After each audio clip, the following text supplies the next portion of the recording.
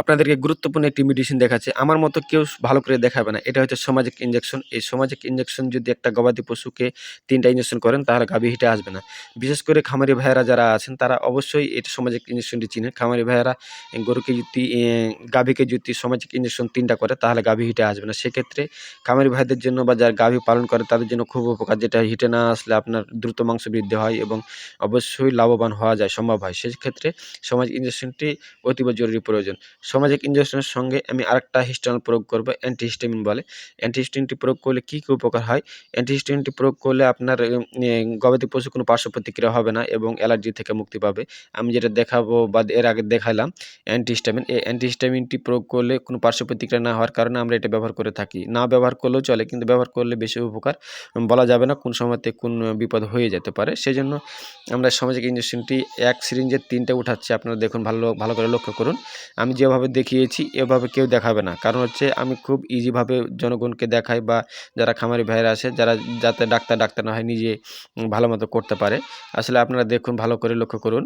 আমি কি সুন্দর করে উঠাচ্ছি এবং সেটা পূর্ণাঙ্গ দেখাচ্ছি, যাতে খামারি ভাই আছে বা যারা গাভী পালন করেন বা যারা ২-৪ টা গাভী আছে মোটা তাজা করার জন্য পালন করেন, তাদের খুব ইজিভাবে আমি সবকিছু A to Z দেখিয়েছি।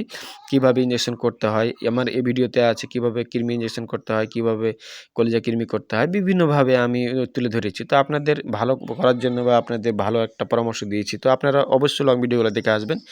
অবশ্যই সাপোর্ট দিয়ে পাশে থাকবেন, তাহলে আপনাদেরকে নতুন ভিডিও আমি উপহার দিব।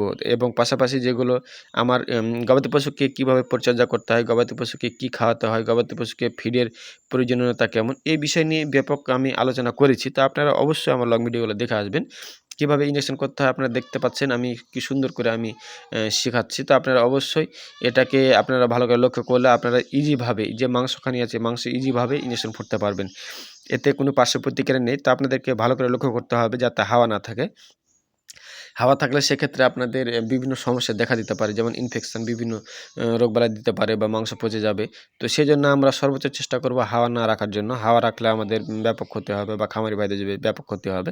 তা আসলে আমি চিকিৎসা থেকে শুরু করে গবাদি পশু লালন পালন, সেবা যত্ন, খাবার, বিভিন্ন আমি বিভিন্ন প্রকার ভিডিও বানিয়ে আমি চ্যানেলে ছাড়ি। তো আপনারা অবশ্যই ভিডিওগুলো দেখে আসবেন, তাহলে উপকার পাবেন। আমার চ্যানেল যদি ভালোভাবে দেখেন তাহলে গবাদি পশু ইজিভাবে পালন করতে পারবেন। কোনো ডাক্তার ডাকা লাগবে না বা যেকোনো সমস্যার জন্য আমাকে কমেন্ট করতে পারেন। কমেন্ট করলে আমি সঙ্গে রিপ্লাই দেওয়ার চেষ্টা করব ইনশাআল্লাহ। তো আশা করছি আপনারা ভিডিওটি দেখবেন এবং অবশ্যই সঙ্গে থাকবেন। সঙ্গে থেকে পাশে থেকে আমাকে উপকার করবেন এবং আমিও আপনাদেরকে সর্বোচ্চ সহযোগিতা করব। আপনাদের মতামত যদি থাকে তাহলে অবশ্যই কমেন্ট বক্সে কমেন্ট করবেন এবং অবশ্যই রিপ্লাইয়ের জন্য ওয়েট করেন। আমি অবশ্যই রিপ্লাই করব। ধন্যবাদ। আজকের মতো ভিডিওটি এখানে শেষ করছি।